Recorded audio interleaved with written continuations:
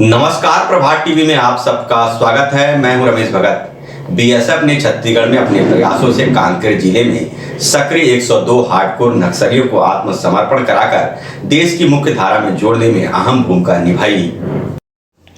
वर्ष 2009 में छत्तीसगढ़ में नक्सल समस्या के समाधान के लिए सीमा सुरक्षा बल को कांकेर जिला में तैनात किया गया। कांकेर के अति संवेदनशील बिहड़ों एवं दूरस्थ ग्रामीण तथा जंगली इलाके में सुरक्षा बल की टुकड़ियां कठिनाइयों से लड़ते हुए तैनात हुई, जिसके तहत सीमा सुरक्षा बल अपने कर्तव्यों को सफलतापूर्वक अंजाम दे रहा है। सीमा सुरक्षा बल अपनी तैनाती के पश्चात अंदरूनी इलाके में कैंप स्थापित कर धीरे धीरे गाँव वालों का भरोसा जीतने में कामयाब हुआ, जिससे गांव वालों के दिल में सुरक्षा की भावना पैदा हुई है। छत्तीसगढ़ में तैनाती से अब तक सीमा सुरक्षा बल ने 9 नक्सलियों को मार गिराया, 1082 नक्सलियों को गिरफ्तार किया गया और 537 से अधिक आईईडी की बरामदगी कर सुरक्षा बलों एवं आम जनता को भारी नुकसान होने से भी बचाया है। सीमा सुरक्षा बल ने बॉर्डर ड्यूटी के अलावा देश के अंदर होने वाली विभिन्न प्राकृतिक आपदाएं, नक्सल समस्या, आंतरिक सुरक्षा एवं देश तथा विभिन्न राज्यों में होने वाले चुनावों के दौरान भारत सरकार द्वारा दी गई हर जिम्मेदारी को दृढ़ संकल्प के साथ निभाते हुए हर कदम पर अपनी वीरता का परिचय दिया है। सीमा सुरक्षा बल न सिर्फ देश के बाहरी दुश्मनों से लोहा लेती है, बल्कि जरूरत पड़ने पर देश के भीतर घुसे देशद्रोहियों को कुचलने में भी अपनी जान की परवाह नहीं करती है। छत्तीसगढ़ फ्रंटियर्स की 8 बटालियंस जो हैं वो कांकेर डिस्ट्रिक्ट में डिप्लॉयड हैं और यहाँ की जो सिचुएशन है वो हमारे कंट्रोल में है। विकास कार्य और सरकार का जो नियम, रूल, रेगुलेशंस है वो सब ग्राउंड पे लागू हो रहे हैं। ऐसी कोई बड़ी चुनौती अभी हमारे सामने नहीं है, लेकिन जो नक्सल्स हैं वो नहीं चाहते कि डेवलपमेंट एक्टिविटीज़ वहाँ पे हों, रोड बने, टावर लगे और ब्रिज बने, लेकिन पब्लिक हमारे फेवर में है और ये पब्लिक चाहती है कि इलाके का विकास हो और इस तरह के कार्य हम इस इलाके में कर रहे हैं ताकि वो मेन स्ट्रीम में वहाँ की पब्लिक शामिल हो। हमने इस एरिया में काफ़ी प्रोग्राम इस तरह के चलाए हैं ताकि यहाँ की पब्लिक आत्मनिर्भर बने, ताकि वो मेन स्ट्रीम में शामिल हों। इसके लिए हमने किसानों की मदद की है, जवानों को स्किल डेवलपमेंट की ट्रेनिंग दे रहे हैं और कैंप लगाए हैं हमने।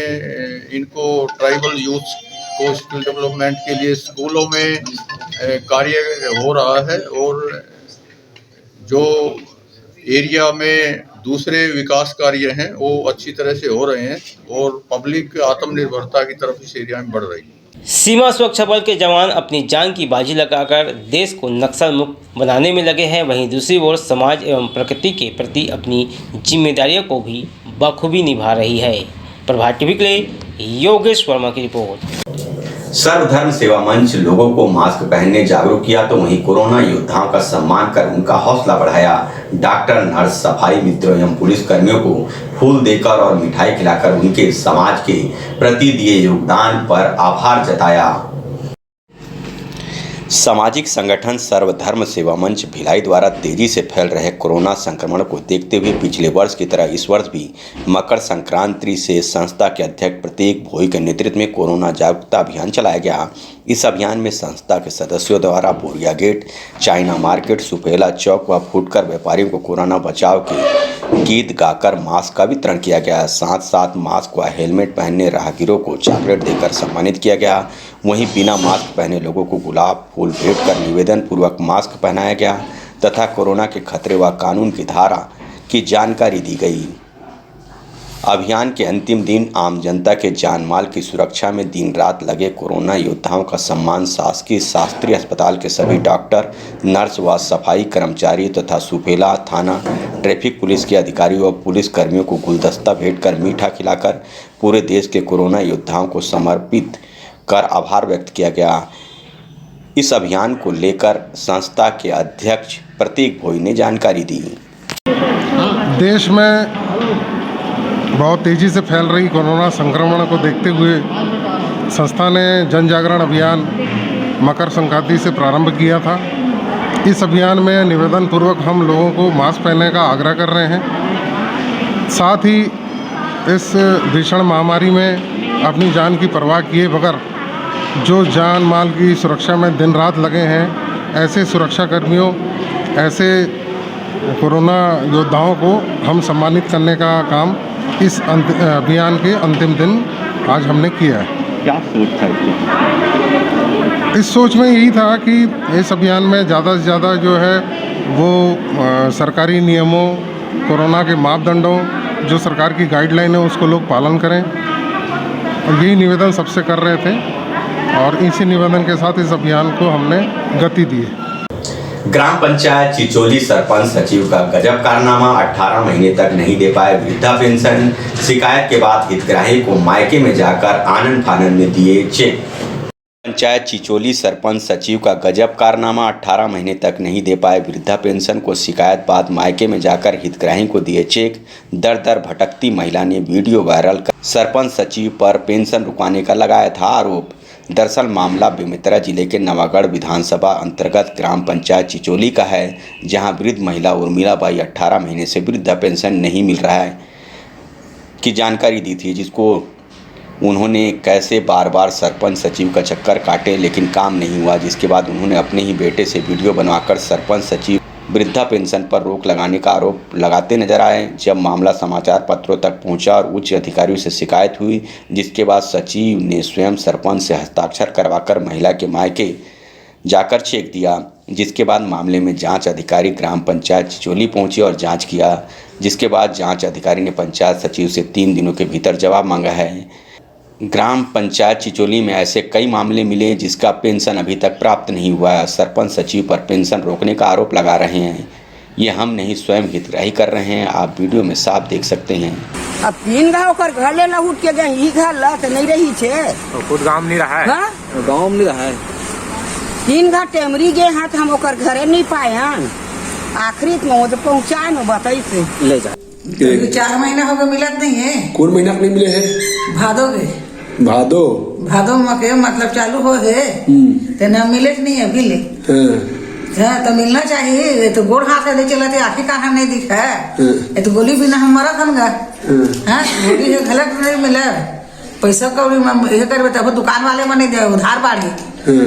अब इस पूरे मसले पर सबसे बड़ी सवाल यह उठती है कि आखिर वीडियो वायरल होने के बाद सचिव ने आनन फानन में मायके में जाकर क्यों हितग्राही महिला को चेक देना जरूरी समझा? क्या इतने दिनों तक पंचायत के पास समय नहीं था या हितग्राही को गुमराह कर रहे थे? जब ये पूरा मामला उच्च अधिकारी और न्यूज चैनल तक पहुंचा, तब आनन फानन में सरपंच सचिव मायके में जाकर हितग्राही को चेक प्रदान किए। ऐसे ही कई हितग्राही हैं जिसको 18 महीने से वृद्धा पेंशन के लिए दर दर भटकना पड़ रहा है। 15-16 महीने हो गए भाई, पैसे तो नहीं मिला है। हाँ नहीं मिला। सरपंच सचिव बोले का बोलते वो मला तो कोई मत ना गांव नहीं रहा है और ना कोकरो पेंशन से मतलब न सचिव सरपंच सचिव को लोग जवाबदारी नहीं है। 18 महीने से पेंशन नहीं मिला है करके लगा रहे हैं। वो पूर्व सरपंच भी लगाया था, जो यशवंत साहू था, वो हमारे पंचायत का खाता में आएगा तभी तो हम लोग को मालूम होगा भाई, डायरेक्ट उन लोग के खाता में जाता है। वो महिला का आया था हमारे पंचायत फंड में, तो दे दिए हम लोग उसका चेक काट के। कुछ दिन पहले एक वीडियो वायरल हुई थी जिसमें महिला प्रताड़ित में ना आरोप लगा रही थी कि सरपंच मुझे घुमा रहा है, बार बार होकर उनके घर जाते करके, लेकिन अभी तक उनको पैसा नहीं मिला करके वो बोल रही थी। क्या ये बात सही है? नहीं, गलत है। क्या कहेंगे इसको लेकर? फिर आप शिकायत की हो पूर्व सरपंच के खिलाफ? फिर वो यशवंत की मम्मी है और यशवंत तो हर काम में उंगली करता ही है मेरा, इसलिए ना वो झूठ बोल रही है। जैसे हमारे पंचायत में आया, 1 सप्ताह नहीं हुआ हमारे पंचायत फंड में पैसा आया, हम लोग तुरंत उसका चेक काट के दे दिए। क्या बोलूँ, ये तो ऐसा है कि जब से सरपंच बना ना तब से विकास पे ध्यान तो 1 पैसा नहीं है। और उसके बाद अभी फिलहाल अभी जैसे कि 18 महीना का पेंशन अभी जनता को मिल नहीं रहा है। जनता जनार्दन मेरे को बोल रहे हैं कि पेंशन नहीं मिल रहा है, पेंशन नहीं मिल रहा है। ठीक है, अब पेंशन तो दे भी नहीं रहा है। अभी कम से कम 17 से लेकर 18 आदमी पेंशन तो अभी सब मना कर दिए हैं कि हमको अभी तक मना नहीं किए, मतलब दिए ही नहीं है। अब ऐसे आरोप लगा रहे हैं मेरे को, जब उसका काली चिट्ठी पकड़ी तो नहीं। मनीषा जीत लहरे सरपंच ग्राम पंचायत चिचोली के द्वारा पेंशन वितरण के संबंध में एक शिकायत जिला पंचायत सीओ मैम को किए थे, उसी की जांच के संबंध में आज मैं कार्यालय ग्राम पंचायत चिचोली में उपस्थित हुआ हूँ। क्या मिला सर जांच देखने? इस जांच में मुझे मिला कि ग्राम पंचायत में डीबीटी नॉन डीबीटी के अंतर्गत वितरण होता है राशि। संबंधित ये उर्मिलाबाई साहू जो पेंशन की हितग्राही हैं, उनकी जो 17 महीने की पेंशन की जो राशि है ग्राम पंचायत के खाते में ये 31 दिसंबर 2021 को ग्राम पंचायत के खाते में जमा हुआ है। ग्राम पंचायत को जानकारी की जब हुआ कि राशि खाते में जमा हुआ है तो संबंधित सरपंच सचिव के द्वारा उर्मिला साहू को 11/1/2022 को चेक के माध्यम से उनको भुगतान किया गया।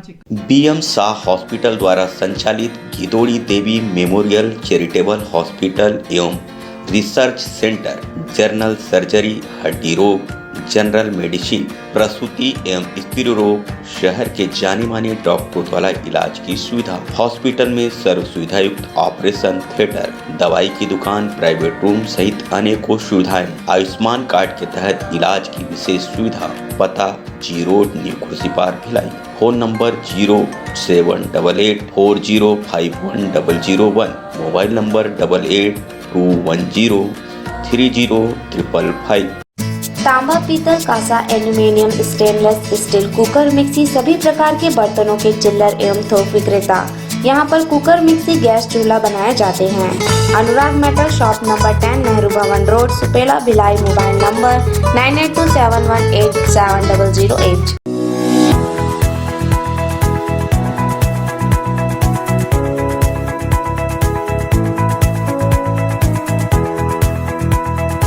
विधायक ध्रुव को सड़क नाली के लिए राशि नहीं देकर मुख्यमंत्री ने वैरन वापस लौटाया, जिसे लेकर निगम नेता प्रतिपक्ष का कहना है कि प्रशासनिक क्षमता की कमी के कारण ऐसा होता है। दुर्ग नगर निगम के नेता प्रतिपक्ष अजय वर्मा ने कहा कि विधायक अरुण बोरा द्वारा विकास कार्यों के लिए मुख्यमंत्री से 5 करोड़ रुपए सीमेंटीकरण के लिए एवं 15 करोड़ डामरीकरण के लिए मांग की गई, किंतु मुख्यमंत्री ने उनकी मांगों को केवल विचारार्थ रख देना और 1 रुपए की स्वीकृति नहीं देना यह दर्शाता है कि दुर्ग के विधायक में प्रशासनिक क्षमता की कमी हो गई है।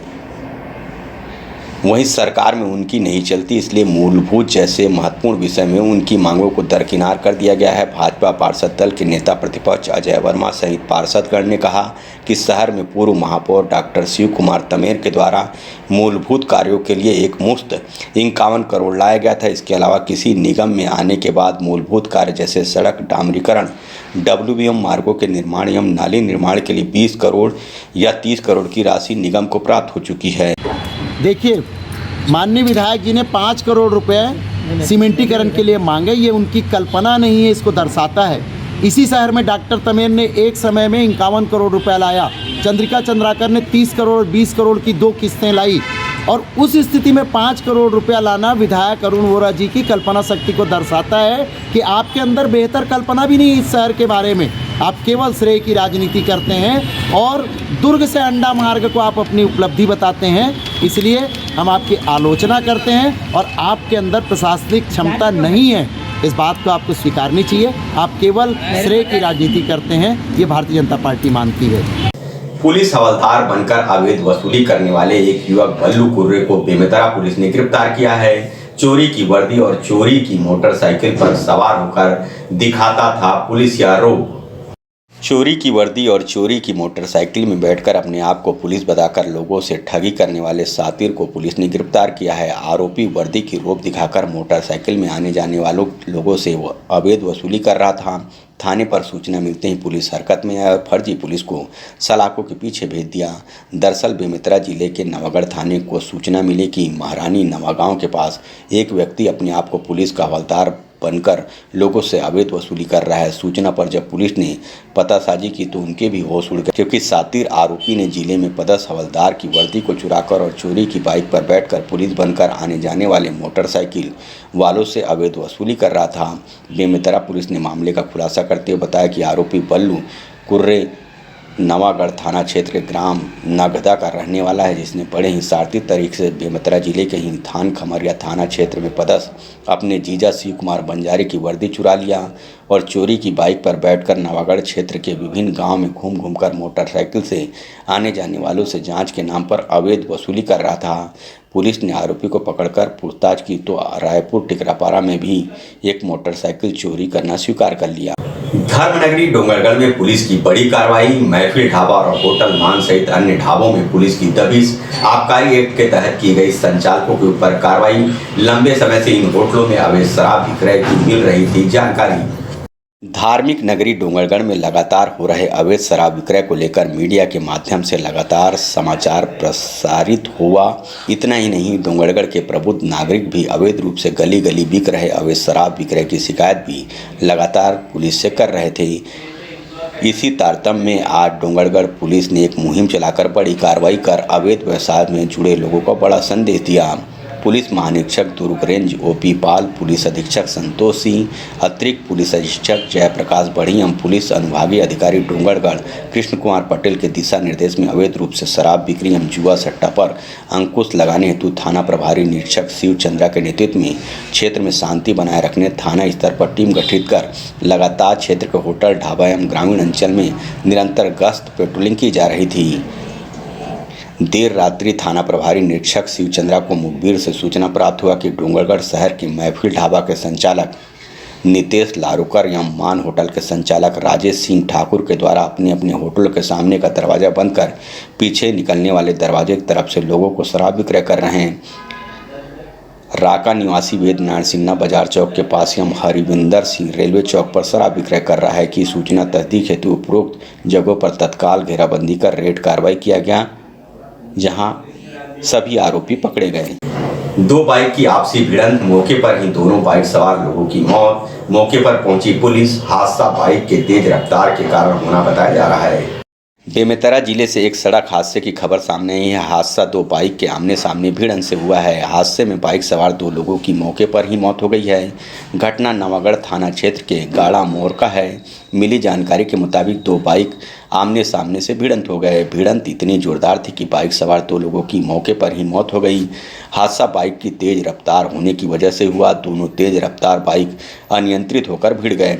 मृतक में से एक का नाम थानू साहू, ग्राम कुरापान मुंगेली बताया जा रहा है। राहुल पटेल उम्र 22 साल नवागढ़ निवासी है। सूचना के बाद मौके पर पहुंची नवागढ़ पुलिस मामले की जांच कर रही है।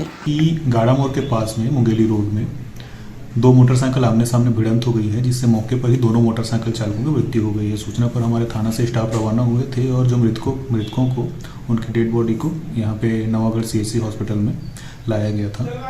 सूचना मिलने पे मृतकों के परिजन उपस्थित है। पता चला है कि एक मृतक नवागढ़ क्षेत्र का निवासी है, जिसका नाम राहुल पटेल होना बताया गया है।